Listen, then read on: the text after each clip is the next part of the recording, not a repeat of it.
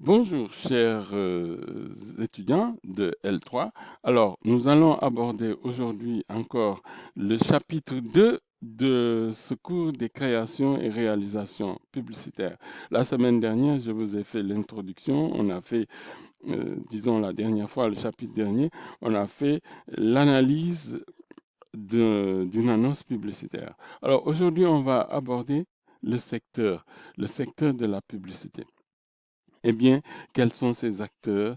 Quels sont les, les acteurs qui sont concernés par ce secteur? Alors, vous allez le voir un peu ici, tel qu'annoncé dans cette diapo. On parle de 5 acteurs: les annonceurs, les agences de pub, les régies publicitaires, les diffuseurs et les consommateurs. Alors, ça, c'est très, très important de savoir cela à ce niveau. Savoir que voilà, ces acteurs-là sont des acteurs importants de la publicité. Alors, ce secteur de la publicité, en dehors des consommateurs, est structuré autour de 4 acteurs principaux. Il y a les annonceurs, ce sont les entreprises qui font de la publicité. Il y a les agences de publicité, il y a les régies publicitaires de publicité et les diffuseurs, c'est-à-dire les télévisions, les médias qui diffusent. Alors, qui sont les annonceurs? Les annonceurs, ce sont ceux qui financent le système. Ce sont des entreprises qui investissent sur ce marché de la publicité. Ils font appel aux agents de pub et aux régies de publicité afin de réaliser des campagnes pour la promotion de leurs produits et créer une image de marque ou d'entreprise qu'on appelle souvent communication corporate, par exemple. Alors, à ce niveau-là, ce que vous devez savoir, le schéma de la communication publicitaire se présente comme ceci. L'émetteur, c'est l'annonceur, c'est-à-dire l'entreprise. C'est elle qui commande. Celui qui crée le message, comme dans tout processus de communication, il y a un message, c'est l'agence de publicité qui crée le message parce que c'est l'émetteur, l'entreprise n'a pas pour fonction de créer le message.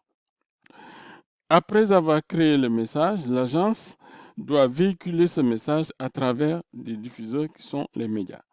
Et après, en bout de chaîne, vous avez les consommateurs qui sont les récepteurs, les cibles à qui ces messages sont destinés. Et ça, il faut comprendre cela comme ça.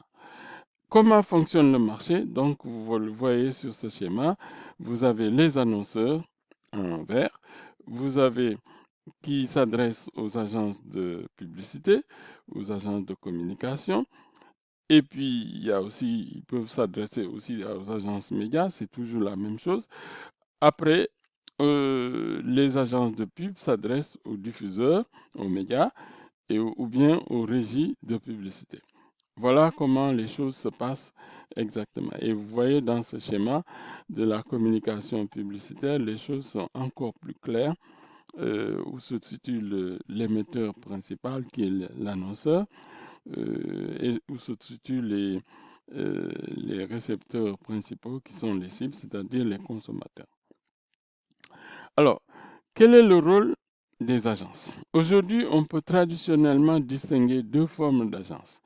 Il y a des agences qu'on appelle des agences conseils et des agences médias. Parmi les agences conseils, on parle beaucoup plus des agences de publicité. Et les agences conseils, on parle plus d'agences, plutôt de régie publicitaire. Alors, vous le voyez ici dans le schéma, la répartition des investissements en matière de publicité est très importante au niveau mondial. En 2008, c'est le seul schéma, c'est les seuls chiffres dont on dispose et qu'on vous présente. Vous voyez la part importante que, euh, que prend la télévision, par exemple, comme diffuseur de publicité. 35%, c'est énorme. Avant cela, il y a aussi la presse, il ne faut pas négliger, même si ce n'est pas le cas au Sénégal. 36%, c'est le premier. Donc, c'est la presse écrite, surtout la presse quotidienne. Elle, Elle prend beaucoup de place, suivie par la télévision. Puis après, il y a l'affichage, 12%, c'est énorme. Puis après, il y a Internet, 8%. Puis il y a la radio. Et enfin, le cinéma. Le cinéma, ça ne nous concerne pas ici en Afrique. Alors, au niveau de la répartition des investissements hors médias, parce qu'il faut savoir qu'on peut faire de la publicité en dehors des médias, en n'utilisant pas les médias. Vous avez 47% de la publicité qui est destinée au marketing direct. Vous le savez ce que c'est. 25%, c'est sur la promotion. Les entreprises peuvent utiliser ce créneau pour faire de la promotion. Vous avez aussi 9% sur les relations publiques et 8% sur les salons et foires. Les annuaires qu'on peut sortir aussi dans l'année représentent 6%. 4%, c'est le parrainage et 2%, c'est le mécénat. Alors, vous comprenez, une entreprise qui fonctionne ne doit pas forcément donner tout son budget de publicité à une agence de publicité. Elle doit garder une grande partie pour pouvoir faire cette publicité hors média. Alors, quel est le rôle des agences de publicité? Les agences de publicité produisent à la fois un travail immatériel sous la forme de conseils et un travail matériel par la réalisation de campagnes de publicité, d'affichage et de diffusion. C'est-à-dire tous les spots que vous voyez à la télé, que vous entendez à la radio, les affiches que vous voyez sont fabriquées, sont produits par les agences de publicité. Une entreprise ne peut pas se permettre de produire des affiches. Ça, c'est le rôle des agences de publicité. Il faut le savoir. Que chacun fasse son travail. Il y a une division du travail dans ce domaine et que chacun au niveau de la chaîne doit pouvoir faire son travail. Alors, et ces agences de publicité, qu'est-ce qu'elles font? Elles ont la charge de l'élaboration de la stratégie de communication publicitaire pour le compte de l'annonceur d'une entreprise. Elles ont la charge de créer et de la création et la conception des messages, la production de matériel créatif, l'exécution et le contrôle des parutions. Voilà.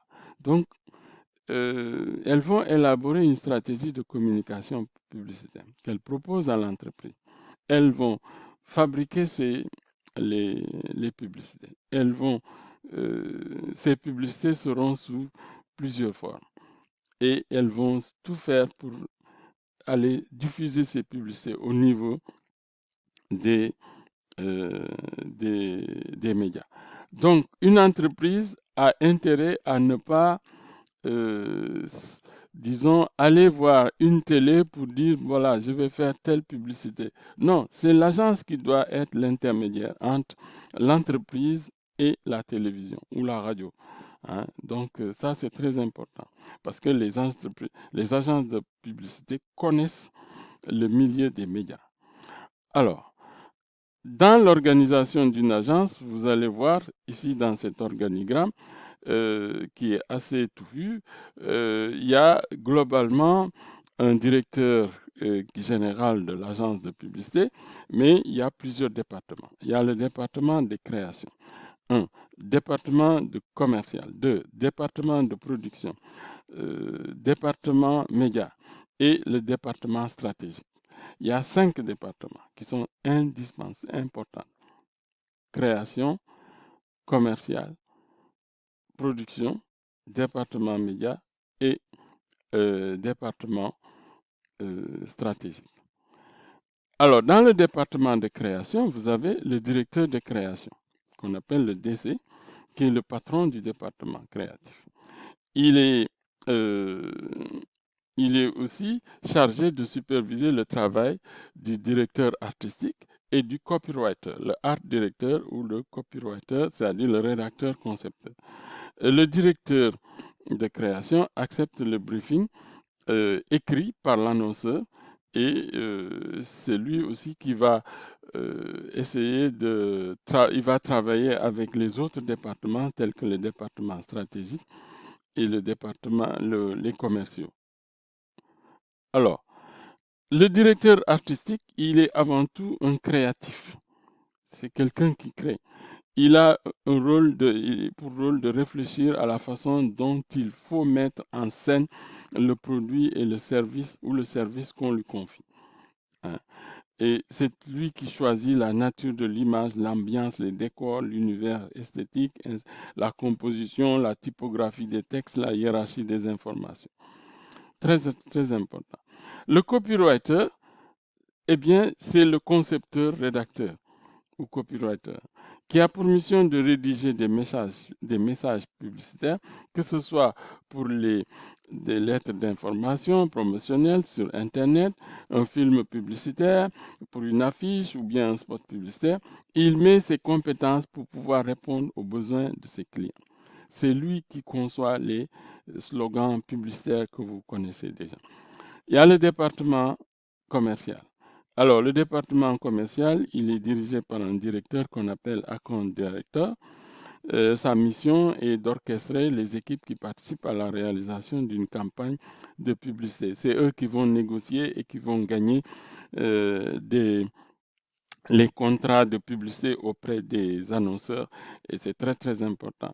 Dans son équipe, il a des account exécutifs qui s'occupent d'un ou de plusieurs clients à la fois, par exemple plusieurs annonceurs ou entreprises, et il est en relation permanente avec les clients et joue un rôle d'intermédiaire entre l'agence et celui-ci, et il assume la gestion responsable du budget, hein.